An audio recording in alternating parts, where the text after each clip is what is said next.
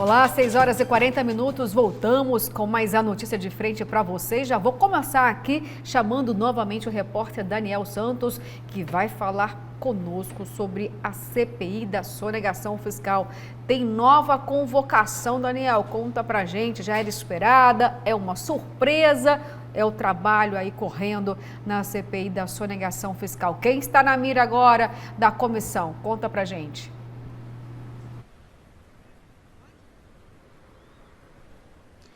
Presidente da AproSoja Brasil, Antônio Galvão, agora sim convocado via requerimento aprovado ontem aqui na Assembleia Legislativa. E o autor do requerimento é o próprio deputado Wilson Santos, que preside a CPI da sonegação fiscal, essa comissão parlamentar de inquérito que tenta mostrar o quanto o Estado perde de arrecadação a cada ano justamente por renúncias fiscais em todo o Mato Grosso, pois o interrogatório, vamos colocar dessa forma, de Antônio Galvão, ainda não tem data para acontecer não, viu? Até agora o Wilson Santos não falou em data, mas o certo é que ele está convocado e deve sim comparecer à Assembleia Legislativa. Um dos questionamentos que os deputados querem fazer é: que história é essa que o Rafael Galvão, filho do Antônio Galvão, numa conversa de WhatsApp no condomínio, um grupo de WhatsApp do condomínio onde eles moram aqui em Cuiabá, teria dito que o Antônio Galvão beneficiou a esposa em um contrato de R$1,5 milhão. E os deputados querem saber que história é essa de contrato de R$1,5 milhão. Veio do FETAB, o Fundo de Transporte e Habitação, e os repasses em que a AproSoja recebeu, a AproSoja Mato Grosso, nos últimos 12, 13 anos, de R$138 milhões.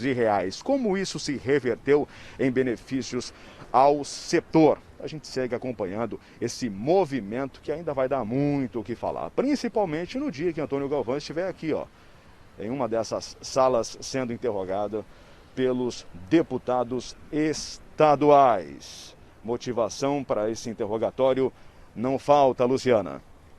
Tá certo, Daniel Santos, concordo com você, não faltam mesmo, né? Vou começar aqui, professor Haroldo, né?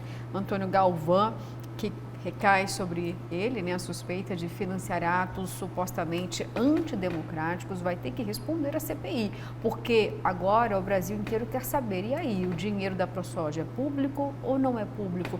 Precisa prestar contas ou não, professor? Importante essa convocação? É muito importante. Nós estamos praticamente há uma semana flanando nesse assunto, né? E apenas de um lado. Né? Apenas do lado da acusação e da cobrança de transparência, que é extremamente necessária, considerando que tem envolvimento do dinheiro público, né, via FETAB, e a sociedade precisa saber com transparência para onde foi esse dinheiro, porque a AproSoja acabou recebendo todo esse dinheiro desde 2005, sei lá quantos anos aí, ela vem recebendo esse valor que é quase R$500 milhão, se você somar absolutamente tudo que ela já recebeu durante todos esses anos, né? Mas agora, eu acho que daqui para frente a gente precisa ouvir o outro lado também, para que a gente possa tentar fazer uma avaliação um pouco mais fiel, um pouco mais justa, né? Porque até então o outro lado não teve oportunidade alguma de poder falar e terá, né, todas as condições de se defender frente a essas acusações que são graves, né? Acusações de renúncia, acusações de sonegação, enfim. Então eu prefiro aguardar o outro lado para que com as duas teses eu possa chegar à síntese. Kleber Lima, olha só, o deputado Wilson Santos já disse, não se trata de um caça às bruxas, é apenas um ambiente para que possamos ter amplo entendimento sobre esses recursos, mediante as explicações aí de Galvão. O caso do Galvão, o primeiro aspecto que eu levanto é o seguinte, é a legitimidade da representação dele sobre os produtores rurais de Mato Grosso. Tem uma entrevista hoje, aqui no Jornal A Gazeta, que um dos maiores produtores de soja do Brasil e do mundo, o Eraí Maggi, primo do ex-governador Blairo Maggi, do ex-ministro, dizendo exatamente isso, que o Galvão não representa.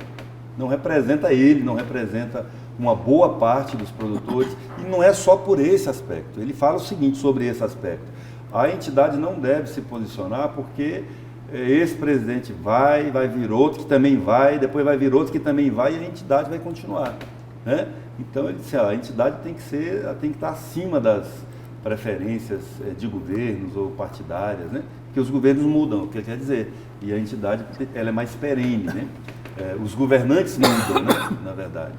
E o governo é perene, assim como a entidade também é perene, e ela precisa manter uma boa relação com o governo, independente de quem seja o governante. Mas, além disso, ele também coloca que os temas de interesse da categoria hoje não são bem conduzidos pelo seu Antônio Galvão, embora ele seja presidente da AproSoja Brasil, né? Eu até já contei essa história um dia aqui, não me lembro se foi aqui, mas assim, muitas vezes os produtores não têm tempo, não querem e pegam o primeiro que aparece, que é quem tem interesse, levantou a mão, então vai você lá, né? E aí, às vezes, nem sempre o que levanta a mão é a pessoa mais qualificada para poder representar o conjunto. O problema é de quem? Do conjunto, que permitiu também, né, que aquele primeiro que levantou a mão fosse alçado à condição de representante do grupo sem ter legitimidade para ser. Então, uma oportunidade que o setor tem de renovar suas lideranças. Isso é um processo contínuo, constante, ele acontece durante todo o tempo. Eu me lembro que o grande líder do setor político do setor do agronegócio aqui era uma pessoa que não era produtora, que era o senador Jonas Pinheiro, cuiabano, negro, médico veterinário, porém, entretanto, muito competente. Aliás, o primeiro o primeiro senador do Brasil a ocupar a Academia Brasileira de Medicina Veterinária, uma pessoa muito reconhecida no Brasil inteiro, mas não era produtor. Era servidor inicialmente da Emater, da antiga Emater, depois virou hoje Empaer, e depois alçou a condição de deputado federal e senador, né? Esse é o primeiro aspecto. O segundo que eu quero levantar é o seguinte: tem um ditado antigo que vovó já dizia que assim, a língua é o chicote da bunda, Luciano. Então, quando fala demais, né, tem um outro que fala assim, fala demais dá bom dia a cavalo. O seu Antônio Galvão falou demais, está apanhando pelas palavras que disse, chamou atenção para um assunto que estava mal resolvido, que é a fonte de financiamento da AproSoja. Independente se o dinheiro foi ou não foi usado em manifestação, esse não é mais o que é mais relevante. O que é relevante para nós, mato-grossenses, é que R$500 bilhão que foi arrecadado por força de lei, não é um dinheiro que o produtor ligou lá, falou, Galvão, emite uma guia aí, um boleto que eu vou transferir, vou mandar um Pix para você. Não é assim, está na lei. A lei define que ele tem que pagar 1,5% cada produtor do valor da UPF para cada tonelada de soja ou milho que é transportada. Isso está na lei. E quem arrecada o dinheiro é a Secretaria de Fazenda. Então, se está na lei e é arrecadado pelo Tesouro do Estado, então ela tem no mínimo uma dimensão pública. E tudo que é público tem que ser prestado conta. E eles não prestam. Então é uma oportunidade que a gente vai ter de resolver essas duas coisas. É isso. É isso, professor?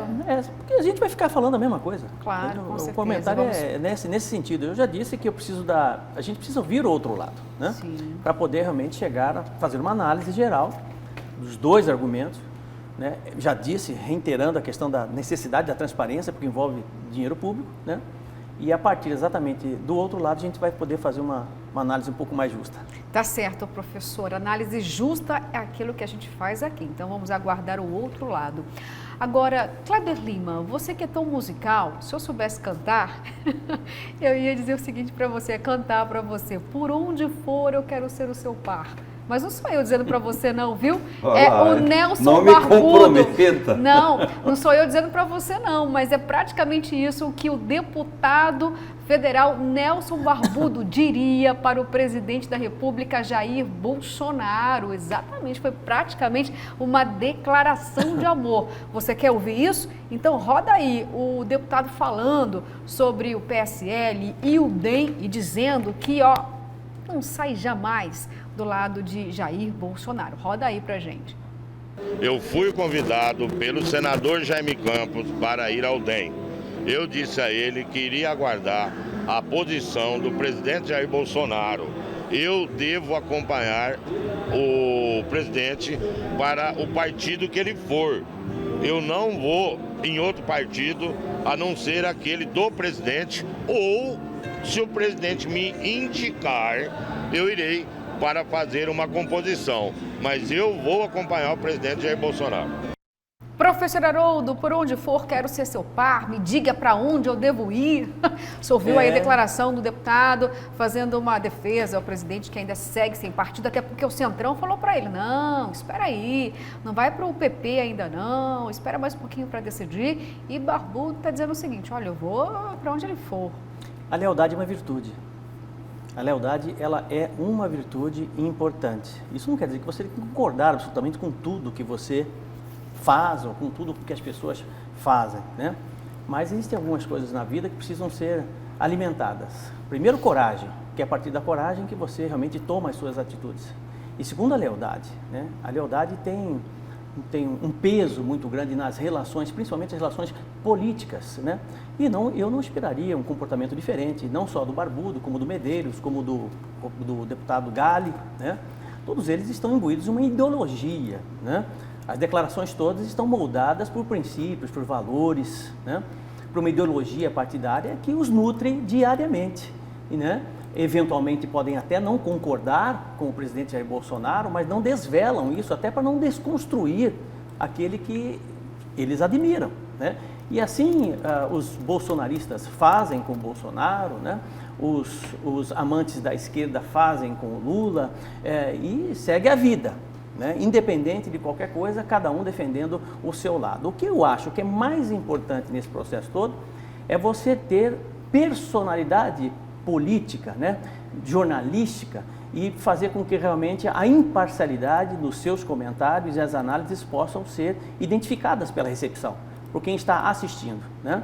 E esse é o esforço diário que pelo menos eu tenho e tento fazer para que realmente nós possamos ser um pouquinho mais justos em nossos comentários.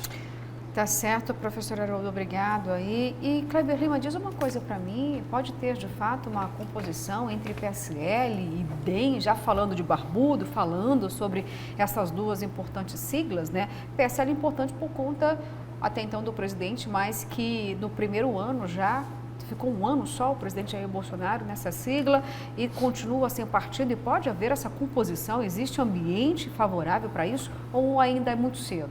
Não pode, sim. Na verdade, hoje tem uma reunião em Brasília das cúpulas dos dois partidos, né? Isso é um movimento que vai envolver vários outros partidos, porque tem partido demais no Brasil, tem algo em torno de 40 partidos, e com a nova legislação, com as cláusulas de desempenho, há uma tendência de haver um enxugamento aí, do número de partidos. Até para o partido que existir, ele possa ter mais presença no Congresso Nacional, para que ele possa ter mais representatividade. Não adianta um partido ter 2, 3 deputados federais e ele vai acabar não conseguindo ocupar espaços, fazer as suas ideias chegarem à totalidade, e aí acaba criando aquela... Tem algumas margens hoje dentro do parlamento, você cria uma bancada da minoria, exatamente uma bancada para poder superar essa pequenez dos partidos. Então vários pequenos partidos se juntam e criam lá uma bancada para ter uma liderança, uma pessoa que pode ir lá na frente, participar dos grandes debates, para não ficar totalmente alijado do processo político. E essa depuração, a meu ver, ela é necessária, inclusive, para facilitar a compreensão dos eleitores sobre o programa, a linha, a ideologia de cada partido. Hoje é muito difuso isso, hoje é confuso, poucas pessoas conseguem entender e identificar qual é a linha programática, ideológica de um partido. Você veja, aqui mesmo, hoje assim, os políticos, eles agem muito de olho no Ibope, né? Na opinião pública. Se a opinião pública está favorável a um determinado político, ao presidente, ao governador, o deputado, independente se ele é de um partido de oposição ou não, ele passa a ser favorável ao presidente, porque ele está de olho nos votos que aquele governador, presidente tem. E aí ele passa a ter um ato de infidelidade, de deslealdade com o partido dele. Ninguém é obrigado, o nome fala partido. Partido significa o quê? Que uma parte da sociedade pensa daquela maneira, por isso ela se congrega, ela se organiza sob uma mesma sigla. Por isso que chama partido. Eu não concordo com o partido. Muito bem, muda de partido. Sai, tá? Tem 40 partidos no Brasil, Será que tem algum que seja compatível com o que o senhor pensa? Ah, tem, então muda para lá. Ah, mas se eu mudar, eu vou perder o mandato. Pois é, meu amigo, você foi eleito por esse partido, então você deve lealdade a esse partido. Ah, não, mas o povo não pensa assim. Pois é, mas no Brasil a lei exige que só pode ser eleito aquele que foi filiado ao partido, né? Nós temos um caso aqui de um vereador, o Tenente Pacola, que ele contrariou frontalmente as orientações do partido dele, Cidadania, quando ele foi para os atos do dia 7 de setembro. E aí o partido, o presidente nacional do partido, o Roberto Freire, já o convidou a se retirar. Falou, o senhor pode sair, inclusive dando a ele a possibilidade de sair do partido e levar o mandato. Pode ir, nós não queremos gente assim aqui. E ele fica, não, eu não saio de lugar nenhum, não sei o quê, porque ele já percebeu que ele foi incoerente com a ideologia e o programa daquele partido. Não tem problema, o senhor gosta do presidente, só quer apoiar, o partido é contra, muda de partido. É mais honesto. É mais honesto com o eleitor, com a sociedade. Então eu acredito que a redução dos partidos facilita a sociedade a fazer uma vigilância sobre isso. Porque se aquele político não é capaz de representar, de ter lealdade ao partido pelo qual ele foi eleito, imagina com você que votou nele, que ele nem conhece. Muito bem, Kleber Lima. E Nelson Barbudo, deputado, disse mais. É porque ontem nós falamos muito aqui, não apenas ontem, né? Estamos discutindo muito a questão da terceira via para concorrer às eleições 2022, no cargo de presidente. E Nelson Barbudo disse o seguinte, olha, para com isso, gente. Terceira via não existe. Vamos ver a avaliação, então, do deputado, dos principais nomes que correm aí nesta disputa. Não existe terceira via, não tem terceira via. Os nomes da terceira via, eles não decolam e nem chegam ao segundo turno. Vamos dar aí, o governador do Rio Grande do Sul não tem a mínima condição. João Dória, para fazer uma inauguração de uma praça, a polícia tem que escoltar, porque senão a população massacra ele. Ciro Gomes nunca passou de 9 na pesquisa. Marina, o único que poderia ser uma terceira via razoável seria o Moro. Ele também não tem condições. Portanto, para mim, a minha avaliação pessoal, não tem terceira via no Brasil.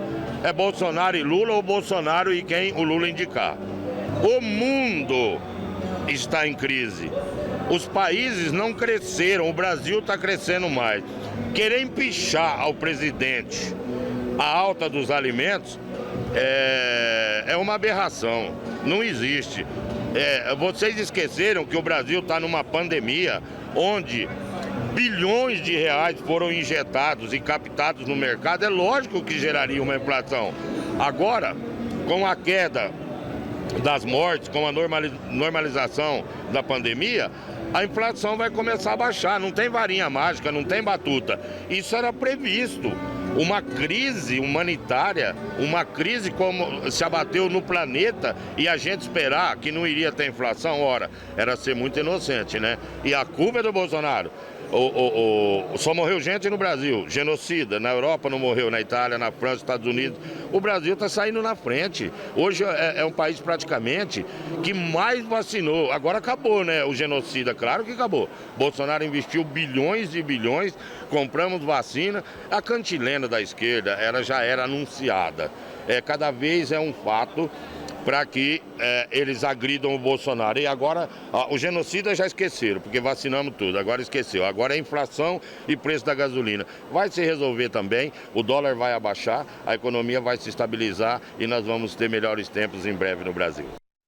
Professor Haroldo Arruda, nós sabemos que existe uma polarização Lula, outra polarização Bolsonaro, e no meio disso existe uma parcela da sociedade que quer uma terceira via, novas propostas, uma nova condução, uma alternativa. Vem um deputado desconstruindo praticamente tudo isso e dizendo que a economia, o caos que estamos vivendo, com a alta do dólar, a inflação lá em cima, IOF agora que pode atrapalhar as operações financeiras, vai incidir aí uma tributação muito mais onerosa.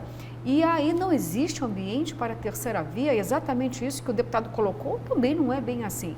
Não, não é bem assim. Existe sim espaço para a terceira via, a população brasileira não aceita mais excessos, né? Extravagâncias, ignorâncias, né? E eu particularmente acho que existe essa possibilidade, mas na dúvida fica com o que tem, né? Essa é, pelo menos, a leitura que eu tenho com relação à atual situação. Isso não quer dizer que isso não mude, né? O cenário político muda como nuvem, né? Hoje é uma coisa, amanhã pode ser outra completamente diferente. Você pode não ter popularidade do presidente Jair Bolsonaro hoje e até o final do ano, esses problemas todos econômicos, principalmente, se eles forem resolvidos, principalmente a questão dos combustíveis, né? Da falta do valor dos produtos da cesta básica, que estão altíssimos, os custos da energia altíssima, né? Altíssimo, realmente, aí naturalmente a economia melhorando, melhora-se a popularidade do presidente Jair Bolsonaro. A questão econômica de dificuldade não é só no Brasil, se aqui faltam alguns produtos, no Reino Unido também falta, Estados Unidos tem problema de falta de gasolina, Alemanha tem problema, Espanha tem problema, quer dizer, o mundo todo tem problema na sua economia pós-pandemia ou durante essa pandemia toda, né?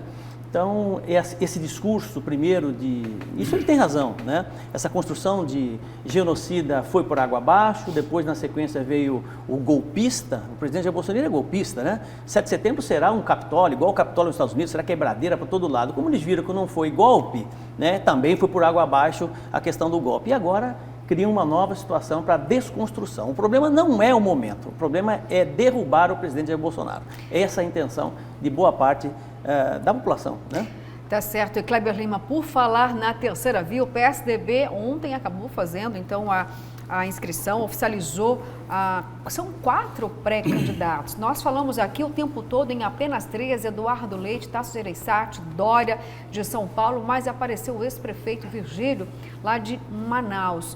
E existe, então, de fato, uma corrente crescente que pede a terceira via, e o PSDB também agora surpreende com 4 nomes, não apenas 3? Mostra já que está precisando melhorar a construção do consenso interno, né? No próprio partido, que é bom, é salutar. O próprio PT fazia prévias também, né? Muito embora todo mundo soubesse que o nome mais viável do partido sempre era o Lula, mas ele já se sujeitou a prévias no partido algumas vezes. Aqui no estado já tivemos prévias para definir também os candidatos. Isso movimenta a militância, partido que tem militância assim, né? Então o MDB tem, o PT tem, o PSDB tem, o PDT tem, o PCdoB, os partidos menores, o Cidadania. Partido que tem militância tem vida, é saudável, eles movimentam e ao final tendem, mesmo quando há uma ou outra baixa, acaba fechando unido em torno de uma proposta só e segue adiante, o que é muito bom.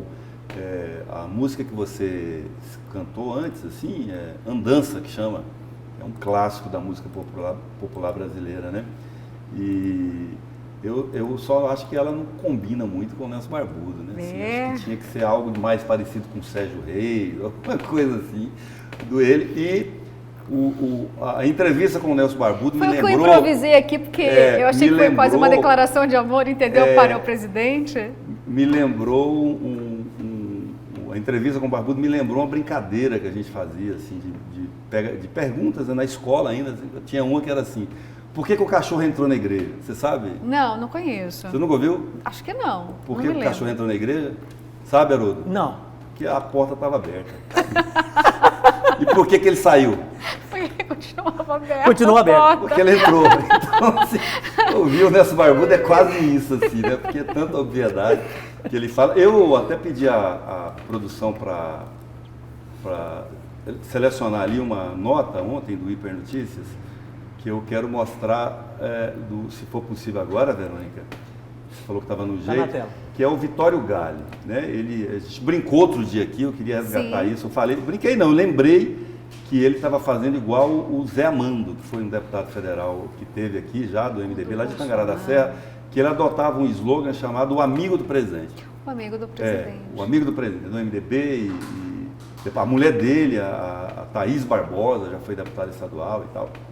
E aí o Vitório viu a matéria e falou: eu vou adotar esse negócio, né? E aí ele me mandou, sábado, ele estava lá em Tangará, inclusive, na terra do Zé Amando, que já não está mais entre nós. E aí ele mostra, se fosse possível dar um close aí, um zoom, Verônica, nessa foto, que eu quero mostrar mesmo é a foto dessa nota, que aonde ele vai, isso já ficou corriqueiro com o Vitório Gale. Ele liga para o presidente da República, e põe o presidente da República ao vivo para falar com as pessoas no telão, faz uma chamada de vídeo, né?